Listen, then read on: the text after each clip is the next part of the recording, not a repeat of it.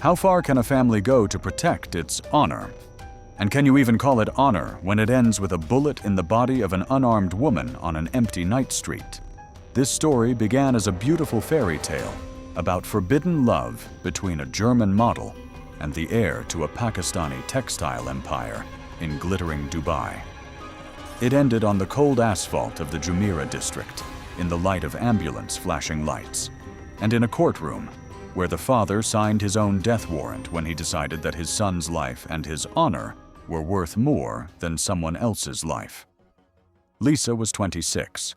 She grew up in Germany and worked as a model, combining advertising shoots, fashion shows, and contracts with European and Middle Eastern brands. She moved to Dubai 2 years ago when her agent found her lucrative long-term contracts for shoots for local clothing and cosmetics brands. Life there seemed both safe and exciting.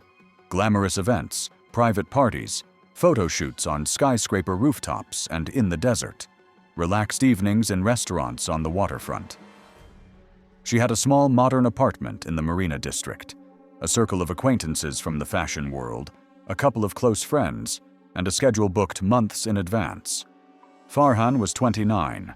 He was born in Karachi into a family that had been in the textile business for decades. Factories, exports, warehouses, logistics companies. The family's fortune was estimated at around $200 million, and Farhan himself was considered the golden son, the one who was to inherit control of the empire. He was raised in a strict hierarchical system where the older men of the family made the important decisions and the younger ones were obliged to obey. He was educated in London at his father's insistence.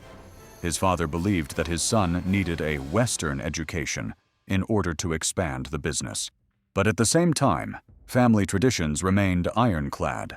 An arranged marriage, a bride from his own circle, respect for elders, and no disgraceful relationships with infidels. By the time he met Lisa, his fate in this sense had already been determined. His family betrothed him to his cousin, a girl from Karachi, whom he had only seen a few times at family events. The wedding was planned for a year later, a multi-day ceremony, hundreds of guests, a display of status and wealth. For the clan, it was not just a marriage. It was a union within the family, a guarantee that money and power would remain in the family. Officially, Farhan lived in Dubai, representing the company's interests in the UAE, meetings with partners, negotiations, expansion of supplies. Unofficially, this gave him space to live a life not entirely controlled by his parents. They met at a party on a yacht, a typical corporate social event where business owners, realtors, agents, models, and PR people mingle in one cocktail party. Lisa got there through acquaintances from a modeling agency. Farhan, through a business partner who organized the evening as networking in an informal setting. Music played on the deck, snacks were served, champagne flowed freely, and the lights of the skyscrapers reflected in the water. In this artificial world, the party seemed endless. Lisa didn't notice him right away. He wasn't the type of man who stood out in appearance, neat, well-groomed, dressed in an expensive but understated suit. He blended into the background. They bumped into each other at the bar, when she picked up a glass of water after a day of filming, and he asked for a non-alcoholic cocktail. The conversation began with a brief remark about how difficult it is to find a party without alcohol in Dubai, and quickly moved on to discussing what they did for a living. Lisa said she was a model and had been living there for 2 years. Farhan introduced himself as an entrepreneur involved in textiles and casually mentioned that his family was from Pakistan, from Karachi, with a conservative background. That evening, they met several more times on the deck, exchanged numbers, and followed each other on social media. It could have been a casual, non-committal encounter. Lisa had many male acquaintances who showed interest and then disappeared after a week. But in her correspondence with him, she was struck by his combination of gentleness and inner restraint. He wrote without ostentatious flair, took an interest in her work, asked about Germany, talked about his childhood in Karachi, and what it was like to live between two worlds, a traditional home and a globalized business environment. Their first meetings were cautious. First, they met in a crowded cafe in a shopping center, then in a restaurant at a hotel where expats usually gathered. Lisa perceived him as an interesting but closed person.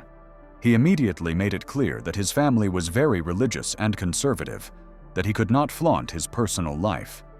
Lisa was used to men who either hid everything or, on the contrary, posted every move on Instagram. He was somewhere in between, honest in his words, secretive in his actions. Gradually, their meetings moved to her apartment, where they could talk quietly, away from prying eyes. The secret part of their romance quickly became the norm. For 8 months, they saw each other regularly. Several times a week, he would come to her late in the evening, sometimes staying until morning, sometimes renting a hotel room far from their usual haunts. He brought her gifts, not only expensive jewelry or handbags, but also more personal items. He brought sweets, books, and things related to his culture from Pakistan. She told her friends that for the first time, she felt not a superficial interest, but a deep connection. For him, too, it was no longer just a romance. He even shared with her things that people don't usually talk about. He talked about pressure from his family, about the fact that they expected him to enter into an arranged marriage, about the bride he had already been betrothed to, even though he had never spoken to her one-on-one. This point, the engagement, became a line for Lisa that she couldn't ignore. At first, she tried to treat it as a cultural peculiarity, convincing herself that it was just a formality that could be canceled. But as their relationship became more serious, she found his secrecy increasingly painful. She couldn't tag their photos together, couldn't attend events with him as a couple, couldn't even meet his business friends. To her, it felt like living in the shadows. To him, it was the only way to maintain a balance between his feelings and his obligations to his clan. At some point, she gave him an ultimatum, not hysterically, but in a long, difficult conversation at her home, when he once again said that he couldn't talk to his father yet and needed time. She said she wasn't ready to be a secret forever, that she wanted a normal relationship where she wasn't ashamed. She stated bluntly that either he would tell his family the truth and identify her as his chosen one, or she would end the relationship, even if it hurt. For her, it was not only a question of love, but also of self-respect. Being the secret European girlfriend of a wealthy heir in Dubai was not the role she had dreamed of. Farhan understood the consequences. His father, Munir, was a man of a different caliber, 58 years old, the patriarch of a clan who had taken the family business from a small shop in the bazaar to international contracts. He believed he had done everything right.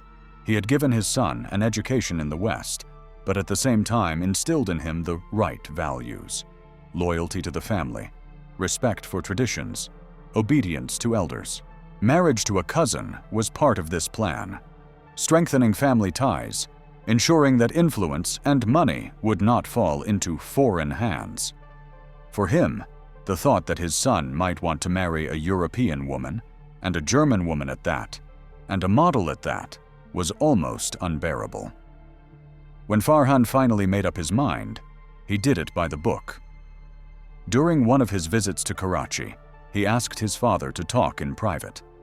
In a house where the walls had heard dozens of similar conversations about business, marriages, and family matters. This conversation sounded different. He said that he had met a woman he loved, that she was from Germany, that they had been together for almost a year, that he wanted to be honest, and did not want to lead a double life. He admitted that he was engaged, but said that he could not marry by arrangement, as if his feelings did not matter. Munir took this as a blow to everything he had built. The word German in the conversation sounded like a red rag. For him, she was not just of a different religion. She embodied the entire Western world, which he considered a source of moral decay, but which he used to expand his business. He saw her as a threat not only to his son's reputation, but to the entire family. He spoke of shame, of how no one in their circle would understand such a marriage, of how other families would stop taking them seriously. He ordered his son to immediately break off the relationship and return to the right path. When Farhan refused and said he had no intention of leaving Lisa, Munir's reaction was cold and calculating. He declared that his son would be dead to the family if he went against the clan's will. This meant more than just an emotional break. It meant being stripped of his inheritance, removed from the business, and completely socially isolated within their world. For many in his position, this would have been a powerful lever. But Farhan already felt that the inability to protect Lisa would hurt more than any amount of money. In Munir's house, the decision was not his alone to make. In such clans, such situations are brought before a family council. 7 senior men of the clan gathered in one of the large halls. Munir himself, his 2 brothers, 2 senior uncles on his mother's side, Farhan's older brother, and a cousin who effectively acted as the Grey Cardinal. The conversation took place without women. The essence of the discussion boiled down to one thing: what to do with the Western woman who, in their words, casts spells on their son and destroys the family's honor. The logic was harsh and primitive. In their view, it was Lisa who was the source of the shame. Not the system that forces people into loveless marriages, not the pressure that forces them to hide their relationships, but a specific woman who dared to demand recognition. The conditional solution they discussed was simple and barbarically straightforward: remove her from the equation. They were sure that after her death, Farhan would come to his senses and return to the family. It was a classic case of honor killing, murder in the name of honor, where a person's life becomes the price for preserving the illusion of decency in the eyes of the community. The decision was unanimous. It was not an emotional outburst by one father who said too much in anger. It was a collective conspiracy of mature men who considered themselves moral authorities. The practical part was entrusted to 2 people: Farhan's older brother, who had connections in Dubai and understood the local situation, and an uncle who dealt with dirty business when problems needed to be solved without publicity.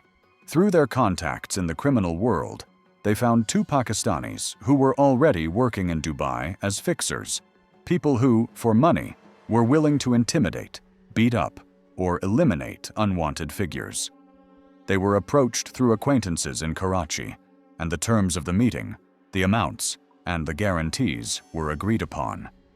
The amount they offered, $50,000 in cash, was insignificant for Munir's business, but for the killers, it meant the opportunity to solve their financial problems for a long time. Their task was clearly defined: find a woman living in Dubai, figure out her routine, choose a moment when she would be alone and unguarded, and eliminate her quickly, without unnecessary noise.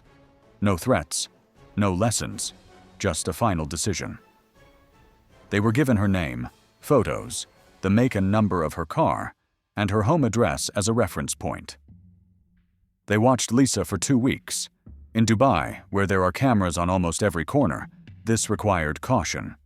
They rented a motorcycle and used fake documents and SIM cards.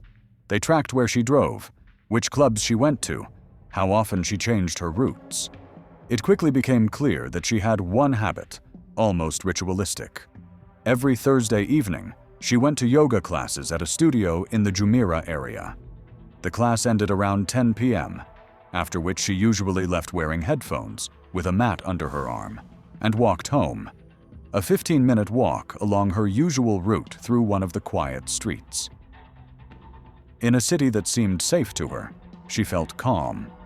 That Thursday in late autumn of 2025 was no different from the previous ones. The heat had subsided a little, and the air had become less stifling. Lisa spent the day on a photo shoot, then had a quick dinner and went to the studio. She changed into black leggings and a light-colored top, stood in her usual corner of the hall, and relaxed her muscles to the instructor's unhurried speech. At that time, 2 men on a motorcycle were already circling the area, memorizing the location of cameras, the rhythm of traffic, and places where they could slip through unnoticed. At 10 p.m., she left the studio. It was already dark outside. She turned on her music, adjusted her bag on her shoulder, and walked along her usual path along the low wall behind which the villas began. The cameras would later show a motorcycle with two figures in helmets flashing by at one of the intersections in the distance. They didn't rush up to her right away. They waited patiently for the moment when she would be on the quietest, poorly lit part of her route. No one heard the shots as shots. The silencer did its job. To the rare passers-by and closed car windows, it was just a strange pop. The passenger opened fire when they caught up with her from behind. 5 bullets. 2 in the back, 1 in the shoulder, 2 in the head.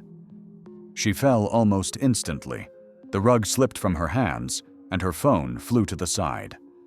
The motorcycle didn't stop for a second. They continued on, turned the corner, and disappeared into the maze of streets. 10 minutes later, one of the villa residents, walking his dog, noticed a figure on the asphalt and a dark spot around her head. The emergency services were called quickly, but the ambulance crew could only confirm her death. For the Dubai police, this crime was a blow to their reputation. The city positions itself as one of the safest metropolises in the world, especially for women and expats. The model from Europe, killed in a quiet residential neighborhood, shot in the back and head, quickly made the news. The German consulate got involved immediately. The demand for a full and transparent investigation was not just a formality. The media began to speculate about a random attack, robbery, or a crime of passion. However, the investigation quickly narrowed down the possibilities. First, the murder seemed too clean for a simple robbery. Her bag, jewelry, and phone were not taken. The target was not her wallet, but her. Second, the 5 shots, 2 of which were control shots to the head, pointed to a professional, not a drug addict in a panic. Third, the choice of place and time. A familiar route, repeated week after week, a quiet street without unnecessary cameras, suggested surveillance. The police started with what always provides the first layer of information: cameras. There is no place in Dubai where there aren't at least a few cameras between the studio door and the nearest intersections. On the recordings, they saw a motorcycle appearing in the studio area half an hour before her departure, then crossing her route at several intersections, and finally disappearing immediately after the murder. The license plates turned out to be fake, but the appearance of the vehicle, the behavior of the passengers, their clothing, and their seating positions provided clues. The motorcycle was later found burned on the outskirts of town, which only confirmed that the whole thing had been planned in advance. The next step was to look at Lisa's circle of acquaintances. The police interviewed her colleagues, neighbors, and friends. It quickly became clear that she had no conflicts, debts, or connections to crime. But there was a man that not everyone knew about. Her friends said that she had a serious relationship with a Pakistani businessman whom she loved very much, but was forced to hide. They remembered his name differently, but in the phone, which was recovered after the shooting, they found correspondence with a contact named Farhan. There were photos, voice messages, and discussions about the future. There were also recent arguments about how she was tired of being a secret and wanted him to tell her family. Farhan was called in for questioning. He tried to hold his ground, but under the pressure of questions and facts, their correspondence, trips to Karachi, strange pauses in communication, his defense cracked. He confessed to the romantic relationship, told about the confrontation with his father, about the family council, which he was not allowed to attend, but after which the whole atmosphere around him became icy.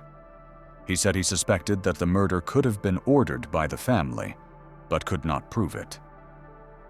It was this phrase that gave the investigation its direction. There are many wealthy families in Dubai for whom smartphones are part of everyday life. With court approval, the police gained access to the phone and account data of Munir's family members who were in the UAE or regularly visited there.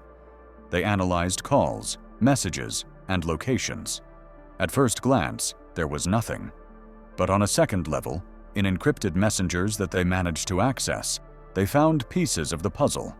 They discovered correspondence between the cousin, the Grey Cardinal, and contacts listed under pseudonyms but linked to Pakistani numbers. There were discussions about work in Dubai, amounts in dollars, and references to the object that needed to be prevented from destroying the family. One of the messages contained a photo of Lisa with the caption, "This is her." Another contained details of her travel schedule. Even if the content was vague, the context and time frame coincided too clearly with the preparation and execution of the murder. When the two killers were arrested, they were identified through a chain of contacts, cross-referencing phone data, rented equipment, and movements around the city. They initially remained tight-lipped, but pressure from the Dubai police and the prospect of the death penalty did their job. One of them made a deal and confessed. He talked about how much they were paid, how the cash was handed over through an intermediary, how they were shown a photo of the woman, and how she was described as a threat to the family's honor that needed to be eliminated. He pointed to his uncle as the one who coordinated everything from the shadows, and to his older brother Farhan as the link through which they were connected to the order. Munir's arrest came as a shock. Until the very end, he was confident that he was out of reach, protected by his status, money, and lawyers. But in the UAE, the laws regarding murder are strict, especially when the case gains international attention. The German government has already gotten involved, demanding not only that the case be solved, but also that specific punishments be handed down. Farhan, who was faced with a choice between remaining silent for the sake of the clan or speaking out for Lisa's sake, chose the latter. He gave detailed testimony about his conversation with his father, the threats, the family council, and the pressure. In the eyes of his family, he had become a traitor. In the eyes of the investigation, he was a key witness. The trial in the UAE was held under intense media scrutiny. In the dock sat Munir as the organizer, two killers as the perpetrators, and an uncle and older brother as intermediaries and accomplices. The prosecution built a case in which Lisa's murder was presented not as a fit of jealousy or a domestic conflict, but as a premeditated honor killing initiated by a wealthy family against a woman who dared to love the wrong man. The hearings featured reports, call records, and testimony from the killers and Farhan. The defense attorneys attempted to frame the case as a personal conflict, claiming that Lisa had allegedly manipulated Farhan, destroying his ties with his family, but these attempts appeared futile in light of the facts. The sentence was unprecedentedly harsh, but logical for the UAE judicial system, which wanted to show that honor killing could not be justified. Munir, as the organizer, and two direct perpetrators received the death penalty. The uncle and older brother received life imprisonment without the right to parole. The German government insisted that the sentence be carried out in full and not mitigated through backroom deals. A year after the verdict, the three were executed. For the clan, this was not an act of justice, but the final collapse of their world. Their attempt to preserve their honor ended in public condemnation as murderers and the destruction of a business that had been built up over decades. After the trial, Farhan left the UAE. He did not return to Karachi, although he could have legally done so. For his family, he was dead, now not in a figurative sense, but almost literally. The man who led the police to his father, who testified, who did not hide the truth for the sake of blood. He moved to Germany, to Lisa's country. He obtained a residence permit, began treatment with a psychotherapist, and learned to live with a burden that no excuse could wash away. In rare interviews, he said that every day he replayed the question in his head. Could he have done more to protect her? But the past cannot be changed. The story of Lisa and Farhan is not just a private tragedy. It is a mirror reflecting the conflict between tradition and modernity, between real love and artificial constructs of honor. It is an example of how collective evil can arise, not in the criminal underworld, but in a luxurious living room, where men in expensive suits discuss the fate of a woman they have never seen. And it is a reminder that behind the beautiful facades of Dubai, with its malls, yachts, and skyscrapers, stories can unfold in which the glitz of money and status are worthless in the face of one simple truth. No one has the right to decide that someone else's love is a disgrace that must be washed away with blood.